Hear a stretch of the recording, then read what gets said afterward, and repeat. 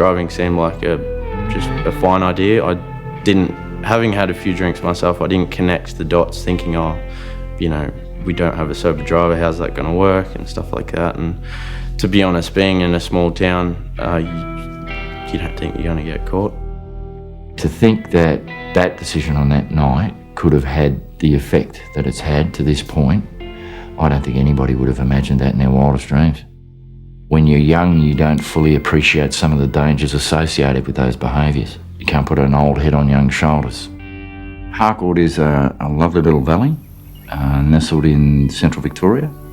It's full of great people. It's been a fruit-growing region for a number of years. I grew up predominantly with the Chaplins. We were all just part of that community, and we'd been part of that community for a number of generations. Wendy and Trevor always had lots of fun. They were always very well known to their friends for just their parties. They'd always welcome everybody to their house, and everyone enjoyed Wendy and Trevor's company. Unfold your arms, Brenton, so we can see your T-shirts. Wendy and I had two young boys. Brenton was the oldest. Cameron was a little bit younger. Cameron? Oh, yes, they look lovely. They both grew up as pretty good mates. Gee, you two are terrorists. Don't be silly, don't be silly. Brenton always loved cars, anything mechanical.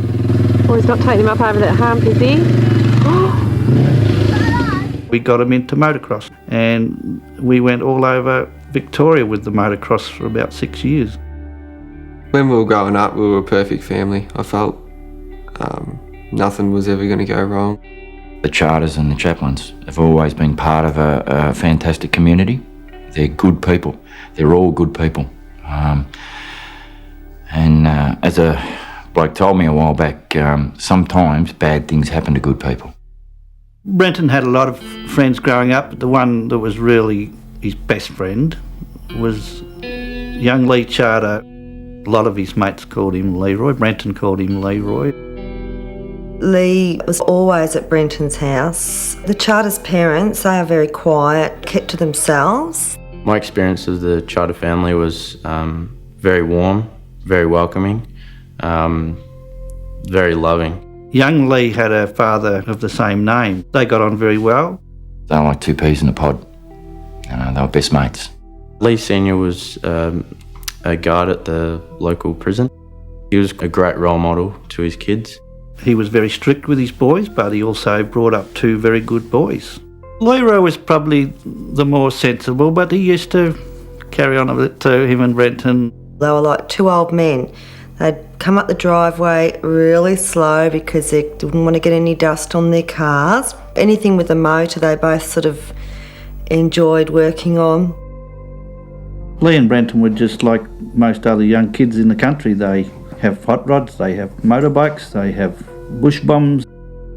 I was never worried getting into a car with Brenton because I knew he was a good driver, and he did a few things, like a few burnouts and stuff that I saw personally, but I've seen a lot of people do that, and it's not something that I find weird. Wendy was always worried about when Brenton would get his licence when he was 18. She always sort of said, Brenton, you've got to watch your speed and be careful on the roads. I remember Brenton and Leroy were having a few drinks up the back, and the old bush bomb we had there, and they decided to take it up the road and try and stack it. I believe Leigh Jnr was no more innocent than Brenton. New Year's Eve 2008, Wendy and Trevor headed off to Vietnam. They just could not wait to get away on this holiday.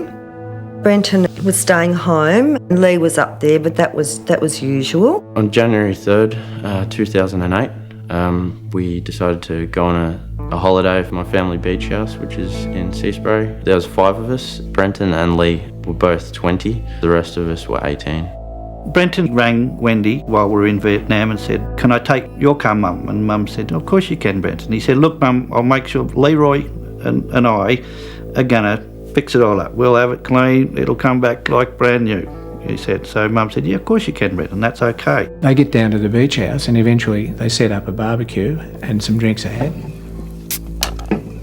No one seemed drunk or out of control or anything like that. It was very early on in the night. It felt like it was definitely heading that direction. It would appear that Brenton hadn't had that much to drink. It was decided by one of them that they'd like to go and visit a girl that they knew who lived in the area. Driving seemed like just a fine idea.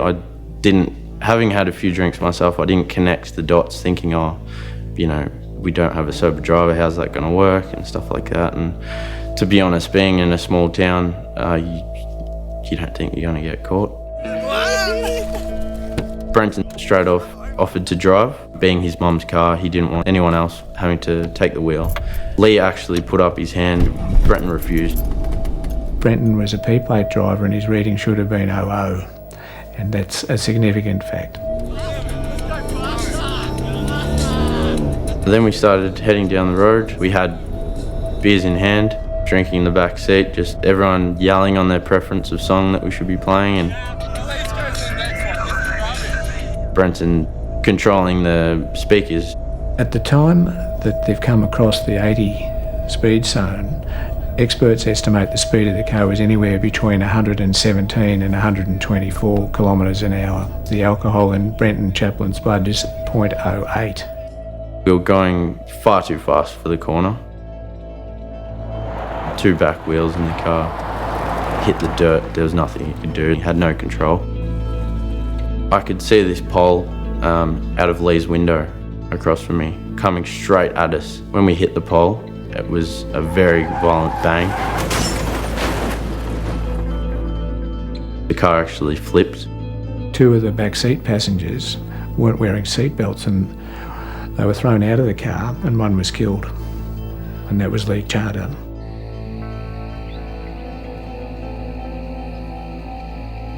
Brenton was in tears, rocking back and forth, just screaming, "What have I done? What have I done? What have I done?" over and over, banging his head on anything he could find.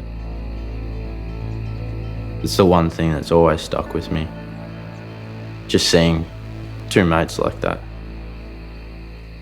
Wendy was so upset when this happened. She loved that boy, that Leigh Charter. She loved him.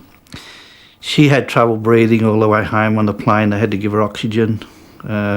She just couldn't console herself. I thought, well, I'll ring up the father and I'll try and, offer help. He was just very aggro. I will never, ever want to see Brenton again. If I ever see Brenton again, he said, I've got the foulest temper, I cannot control myself, and I will kill him. That's a natural thing to say, I think, from a father who's just lost a son. And we saw it like that. Wendy and I saw it, that he was grieving. The mother was grieving. Leigh Sr. must have had enormous demons floating around in his head after losing someone who was as close to him as Leigh Jr. was. The long-term effect that has on someone's mental health, I couldn't even begin to imagine the damage over time that would cause. The Charters said we're not able to attend Leigh's funeral. This was really hard on us, especially for Brenton. Brenton threatened his own life, and he did have a lot of people watching him over the weeks after the crash. The police eventually charged Brenton Chaplin with culpable driving. It's very serious. It's 1 under manslaughter. The whole mood of the town was pretty all over the place. There was no ending to the story, with the court case still up in the air. There was a minority in Harcourt that enjoyed pointing the finger, enjoyed spreading rumours. Brenton actually pleaded not guilty at one stage. For Leigh Sr., that was just a match to the fire. We had to find out through the lawyers what actually happened on that night. Once we found out the facts, Brenton pleaded guilty. After Brenton Chaplin was charged with culpable driving, signs were put up around the Harcourt area. Murderer, killer lives here. Really ugly. It looked as if it had been painted in blood. It then got done on a TAC sign. Wendy rang the police every time there was an incident. They would come out, they would look at it, they'd take photographs. About a year after the accident, I come home from work and my cousin Paul came over and we were having a couple of beers. I've decided to make Brenton go to bed early because we had to go to work. So I told him at about 8:30 that night to hop in the shower while I went in the bathroom with him to brush my teeth. I noticed something when I was sitting under the veranda. Something move up the shed.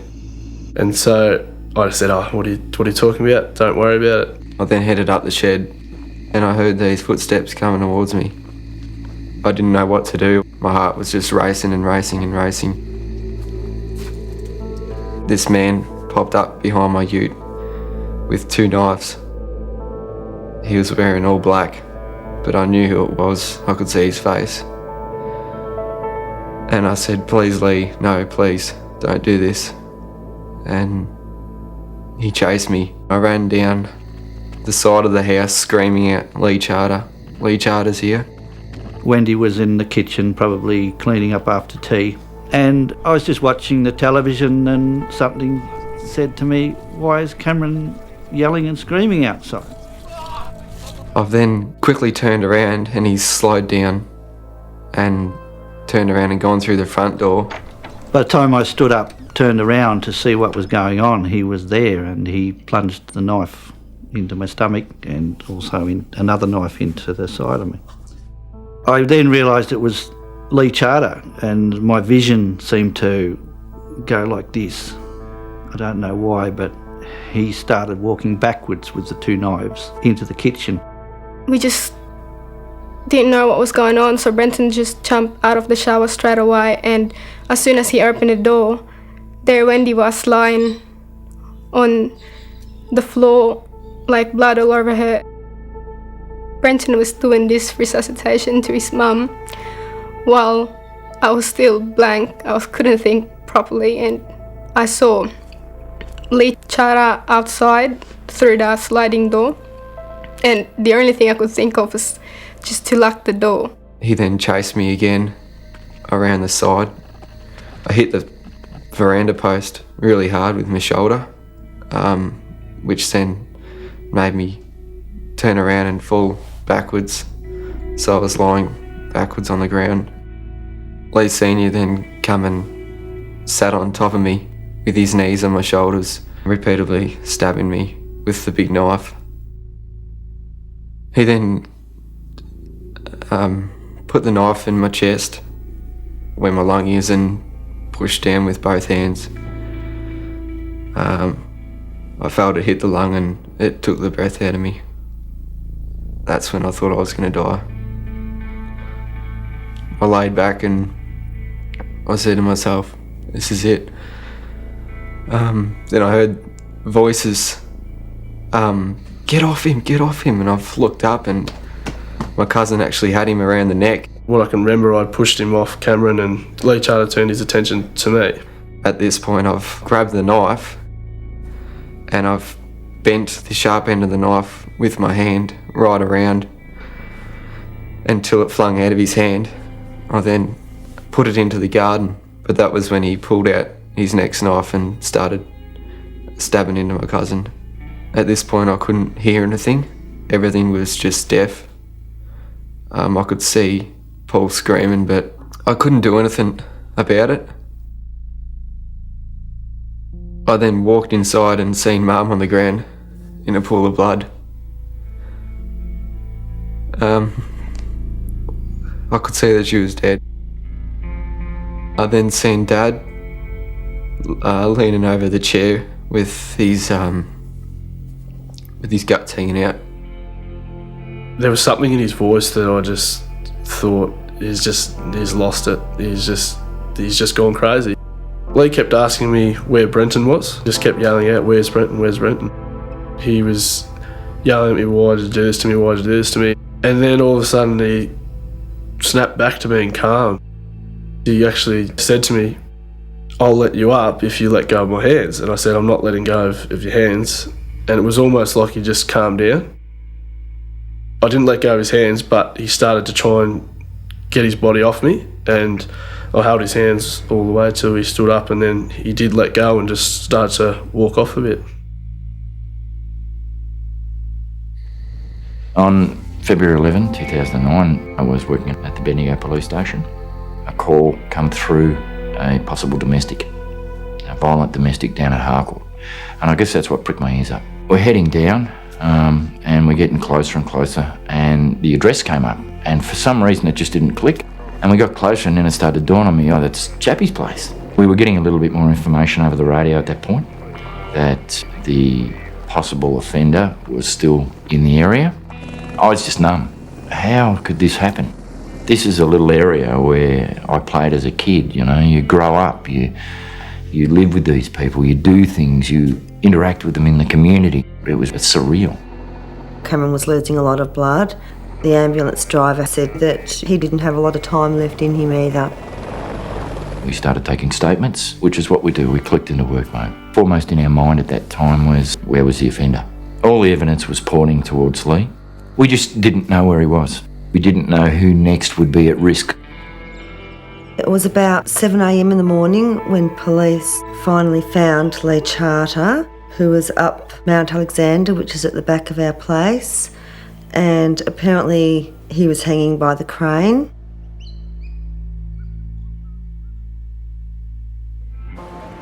I think Brenton, until he's old, would still blame himself for what have happened to his mum as a result of killing his best mate on the accident.